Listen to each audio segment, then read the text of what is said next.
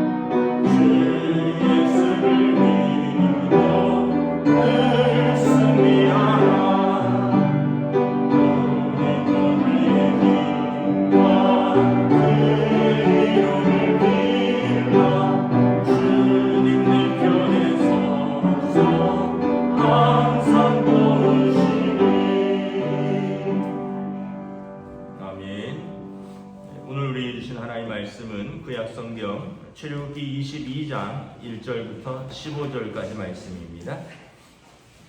구약성경 출애굽기 22장 1절부터 15절까지 말씀입니다. 다 찾으신 줄 알고 저와 여러분들이 한 절씩 교도하도록 하겠습니다. 출애굽기 22장 1절부터 15절입니다. 사람이 소나 양을 도둑질하여 잡거나 팔면 그는 소 한 마리에 소 5마리로 갚고 양 한 마리에 양 4마리로 갚을지니라. 도둑이 뚫고 들어오는 것을 보고 그를 쳐 죽이면 피 흘린 죄가 없으나 해 돋은 후에는 피 흘린 죄가 있으리라.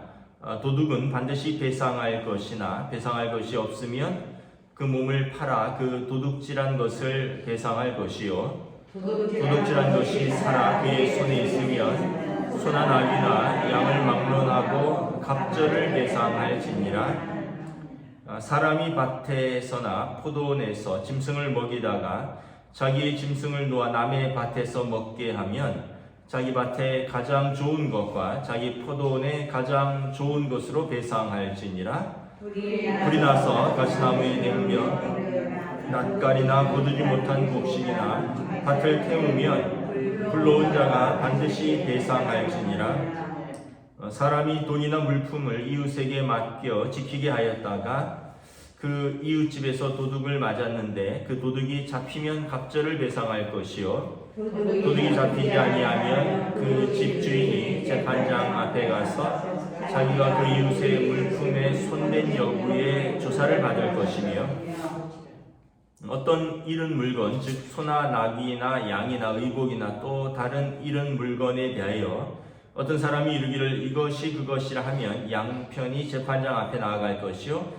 재판장이 죄 있다고 하는 자가 그 상대편에게 갑절을 배상할지니라. 사람이 나귀나 소나 양이나 다른 짐승을 이웃에게 맡겨 지키게 하였다가 죽거나 상하거나 끌려가도 본 사람이 없으면 두 사람 사이에 맡은 자가 이웃의 것에 손을 대지 아니하였다고 여호와께 맹세할 것이요, 그 임자는 그대로 믿을 것이며 그 사람은 배상하지 아니하려니와 만일 자기에게서 도둑 맞았으면 그 임자에게 배상할 것이며 만일 찢겼으면 그것을 가져다가 증언할 것이요, 그 찢긴 것에 대하여 배상하지 아니할 것이니라. 만일 이웃에게 빌려온 것이 그 임자가 함께 있지 아니할 때에 상하거나 죽으면 반드시 배상하려니와. 함께 했습니다.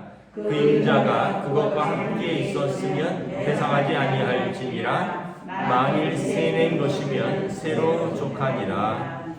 아멘. 할렐루야. 오늘도 새날이 시작되었습니다. 주님 주시는 은혜와 평강으로 함께 하시는 복된 날 되시기를 축복합니다.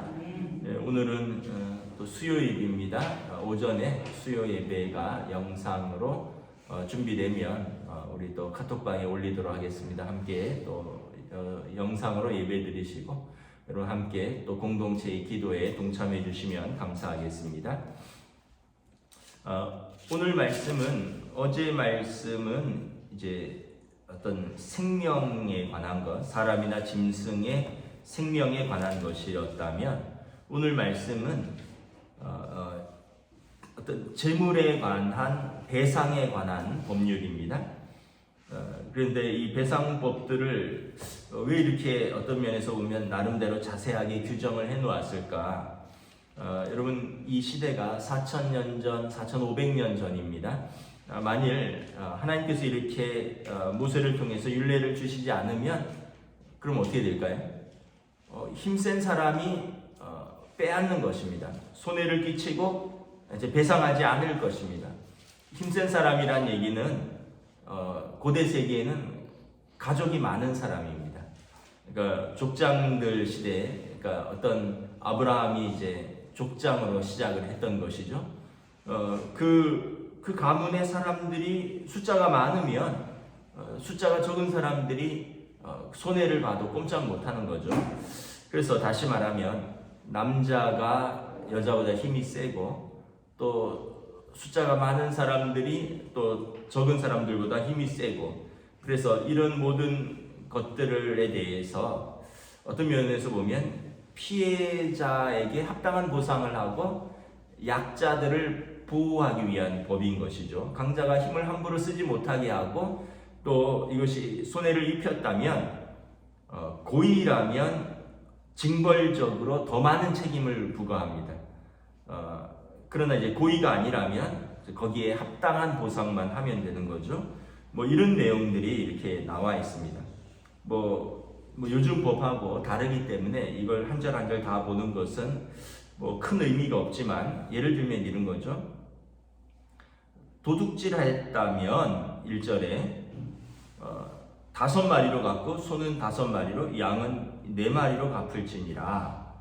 그러니까 그간에 있었던 물건에 대한 손해배상, 그리고 그간의 어떤 소나 양을 기르면서 얻을 수 있는 것에 대한 보상 다 포함하고, 어떤 면에서 보면 더 나아가서 정신적인 보상까지 다 포함시키는 거죠.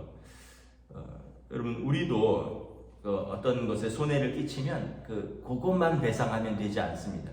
거기에 대한 물질적인 보상, 또 그 사람이 그 일 때문에 자기 시간을 못 썼다면 거기에 대한 또 경제적인 보상을 더해야 되고, 또 그 사람에 대한 정신적인 보상도 해야 됩니다.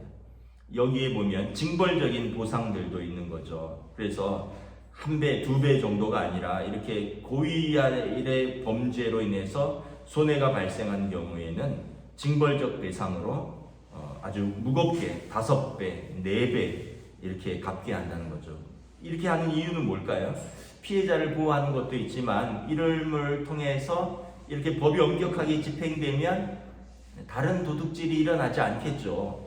괜히 남의 것 잘못 이렇게 훔치거나 잘못 가져갔다가 어떻게 말하면 이제 완전히 망할 수 있겠구나. 내게 가진 것 남의 거 하나 탐내다가 내 것 4개, 5개 이럴 수 있겠구나. 그래서 이 법이 엄격하게 집행됨을 통해서 사회 질서가 유지되는 거죠. 그러면서 또 피해를 당한 사람들에게는 거기에 충분한 보상을 하는 것입니다. 2절 같은 경우에도 보면 도둑이 집을 침입을 했는데 이 도둑을 쳐서 죽이면 정당방위라는 거죠. 피 흘린 죄가 없다는 거죠. 그러나 3절에 해 돋은 후에는, 밤에는 도둑이 어떤 무기를 가지고 있는지 몇 명이 들어온지 알 수 없기 때문에 이게 정당방위가 될 수 있는데, 혹시 죽었다 할지라도 해 돋은 후에 사람 숫자도 식별 가능하고, 도둑이 또 어떤 면에서 보면 혼자 들어왔는지 둘이 왔는지도 알 수 있고, 또 날이 밝으면 도둑이 걸리면 도망가는데 이걸 쫓아가서 죽일 수도 있는 거죠. 그런 경우에는 피 흘린 죄가 있으리라. 그래서 여러분 4,000년, 4,500년 전에 굉장히 법이 정교하다는 것을 알 수 있죠. 제가 알기로 미국에서도 도둑이 침입을 했는데 여러분 총을 쏴서 도둑을 죽이는데 도망가는 도둑을 쏘면 정당방위가 인정이 안 됩니다. 총을 등 뒤에서 쏘면은 안 돼요. 앞에서 쏘는 것은 오히려 앞에서 강도나 도둑을 총을 쐈는데 죽으면은 정당방위입니다. 그런데 도망가는 도둑의 등 뒤에서 총을 쏘면 여기에는 이제 죄를 묻습니다. 다시 말하면 도둑은 쫓는 것이고, 또 자기 생명의 위협을 느끼면 어떻게 보면 또 이렇게 맞서 싸울 수 있지만, 해돋은 후에는 피 흘려서 죽였다면 거기에 대한 벌이 있다라는 거죠. 그러니까 이런 것들을 보면 이제 하다못해 가해자라 할지라도 과도한 이제 대응에 대해서 책임을 묻는 거죠.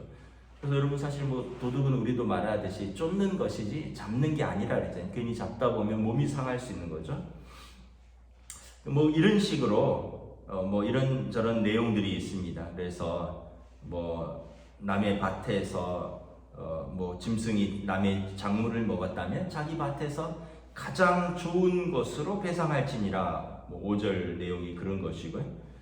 또 7절 같은 경우는 다른 사람에게 돈이나 물품을 맡겼는데 도둑이 들었다면 그 도둑이 갑절을 배상할 것이고, 8절에 도둑이 잡히지 않았다면 혹시 그 집주인이 맡아놓고 잊어버렸다라고 할 수 있기 때문에 재판장 앞에 가서 그 물품을 맡은 사람이 물품을 손댔는지 여부를 조사를 받으라.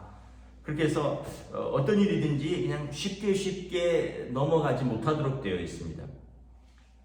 그래서 우리가 이런 것들을 보면서 우리가 이제 뭘 깨닫느냐 하면 하나님께서 공의의 하나님이시다라는 것을, 질서의 하나님이고 공의의 하나님이시다라는 것을 알려주는 거죠. 히브리어로 이 정의라는 단어가 미시파트인데 뜻이 뭐냐면 사람을 정당하게 대우한다, 이런 뜻이 있습니다. 여러분 성경의 정의는 뭐냐면 사람을 정당하게 대우하는 것입니다. 사람을 사람답게 대우하는 것이 정의입니다. 요즘 정의랑은 좀 다를 수 있지만 성경적 정의는 그것입니다. 사람을 정당하게 대우하라는 것입니다.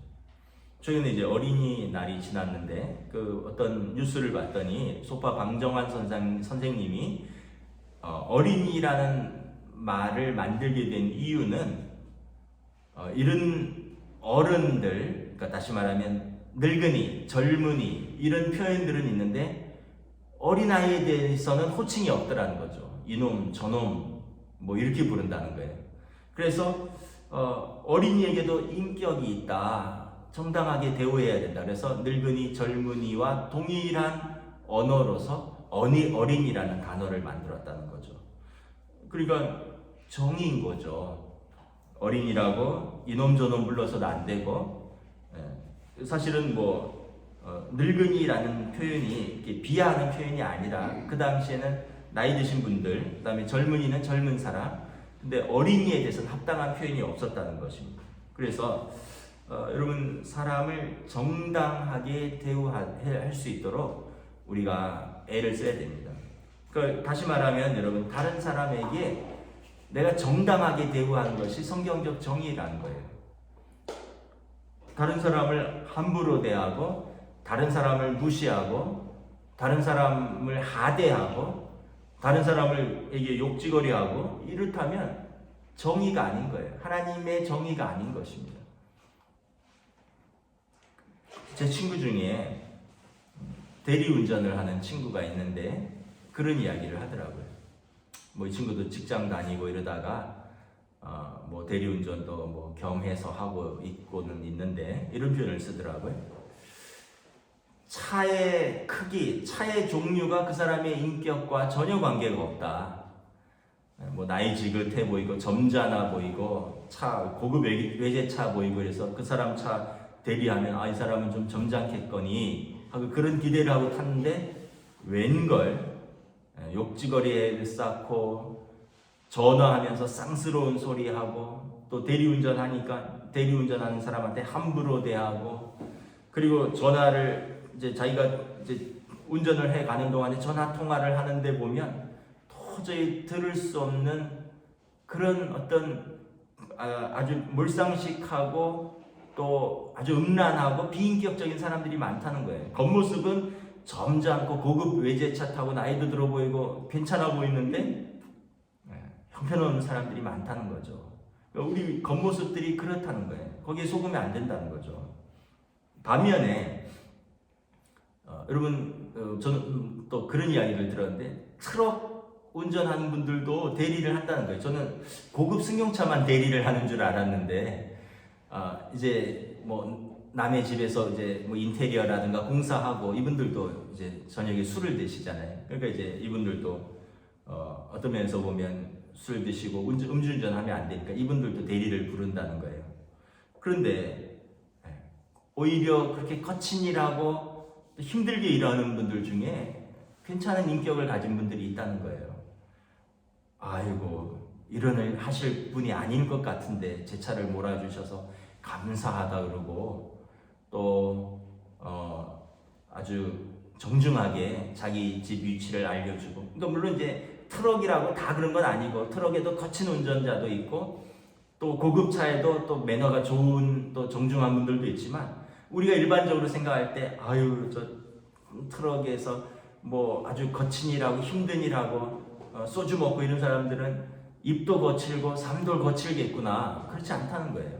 반대로 고급 외제차에 양복 쫙 입고 아주 멋진 룸사롱에서 나온 사람들은 그래도 좀 괜찮겠구나. 그렇지 않다는 거예요. 오히려 이 사람들 중에서도 교양 없고 상식 없고 막대한 사람들이 있다는 거죠.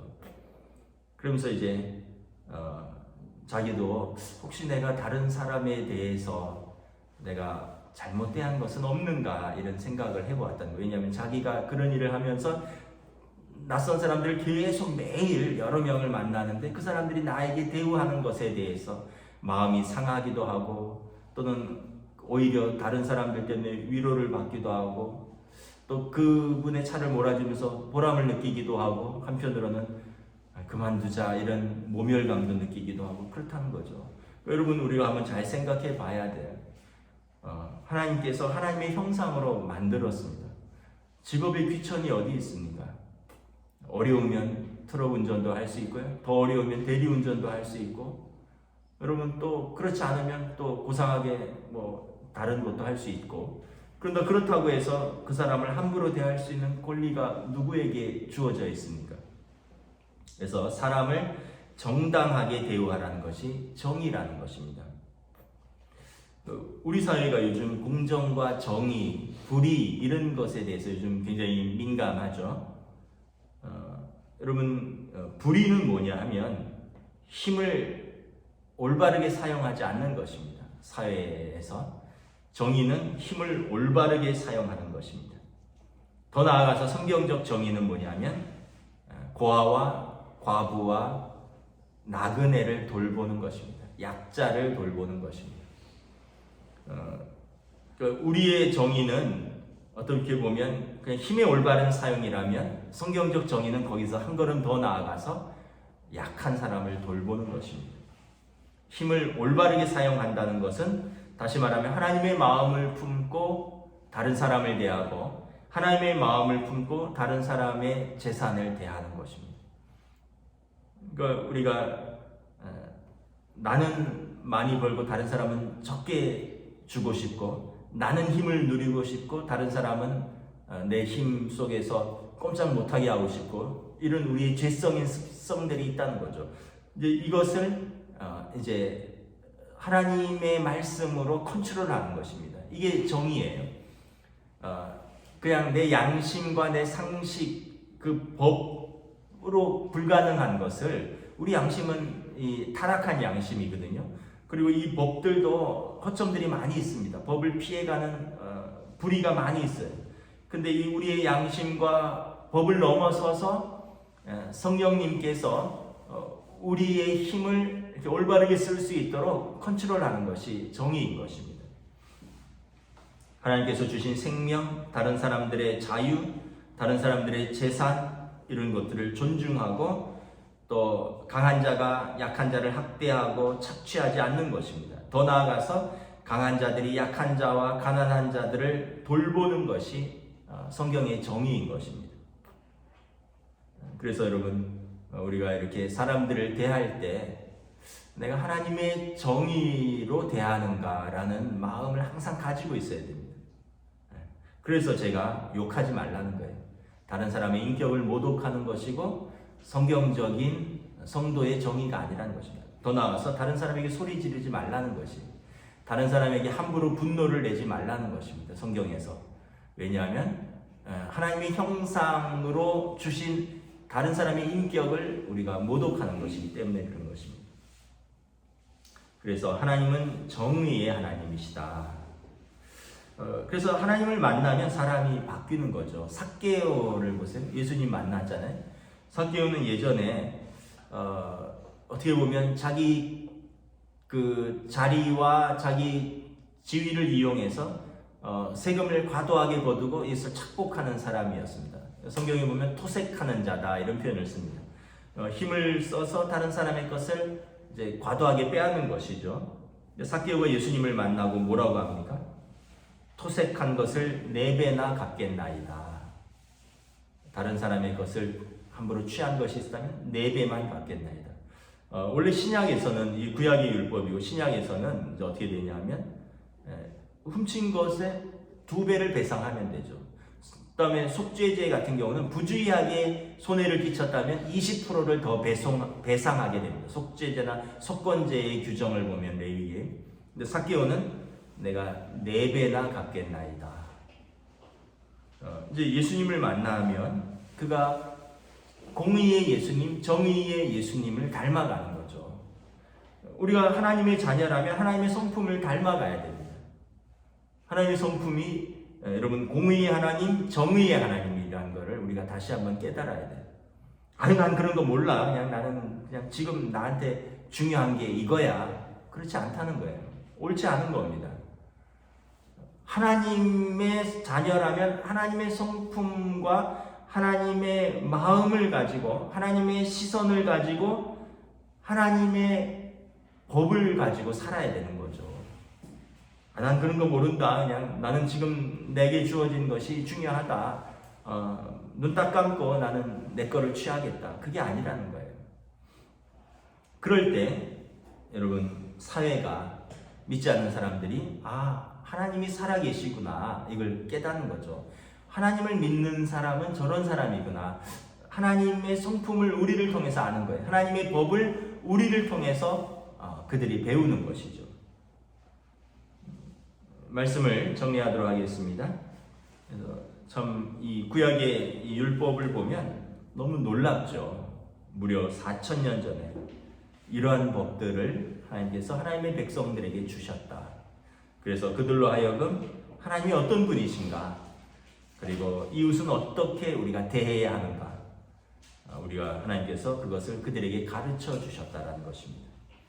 오늘 또 하루를 살아갈 때 여러분, 하나님은 공의의 하나님이시고 사랑의 하나님이시지만 동시에 정의의 하나님이십니다. 정의의 하나님이라는 의미에는 어떤 것이냐면 심판하신다는 의미가 있어요.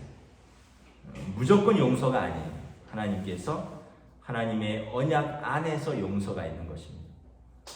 다시 한번 우리가 오늘 우리에게 주신 사람들과 또 우리에게 맡겨주신 사명들, 또 우리가 주님의 마음으로 품고 사랑하며 충성스럽게 살아가는 오늘 하루가 되시기를 주님의 이름으로 축복합니다. 아멘. 기도하겠습니다. 주님의 은혜를 감사합니다. 오늘 주신 말씀 속에서 또 이웃의 물건을, 재산을 손상을 입히고 상하게 하고 또 심지어는 훔치고 사기를 쳤을 때 어떻게 배상해야 되는가, 거기에 고의성이 있는가 고의성이 없는가, 또 부주의한 실수인가 아니면 의도적인 또 재산을 손실을 끼친 것인가에 따라서 거기에 합당한 배상과 나아가서 징벌적인 배상을 통해서 하나님은 정의의 하나님이시라는 것을, 그리고 다른 사람의 생명과 재물에 대해서, 재산에 대해서 나의 생명과 나의 재산처럼 귀히 여겨야 한다는 것을 분명하게 가르쳐주고 있습니다. 오늘 이 시대를 살아가면서 우리가 다른 사람에 대해서 함부로 대하고 다른 사람에게 손해를, 나의 이익을 위해서 다른 사람에게 손해를 끼치는 것을 아무렇지도 않게 살아가는 이 시대에 하나님의 자녀로서 하나님 아버지의 성품을 닮아가며 하나님 아버지의 뜻을 따라 우리는 이 땅에서 정의의 하나님, 공의의 하나님을 섬기는 주의 백성들로 살아갈 수 있도록 주여 성령님 인도하여 주시옵소서. 감사를 드리오며 우리 주 예수 그리스도 이름으로 기도드리옵나이다. 아멘. 하늘에 계신 우리 아버지, 아버지의 이름을 거룩하게 하시며 아버지의 나라가 오게 하시며 아버지의 뜻이 하늘에서와 같이 땅에서도 이루어지게 하소서. 오늘 우리에게 일용할 양식을 주시고 우리가 우리에게 잘못한 사람을 용서하여 준 것 같이 우리 죄를 용서하여 주시고 우리를 시험에 빠지지 않게 하시고 악에서 구하소서. 나라와 권능과 영광이 영원히 아버지의 것입니다. 아멘.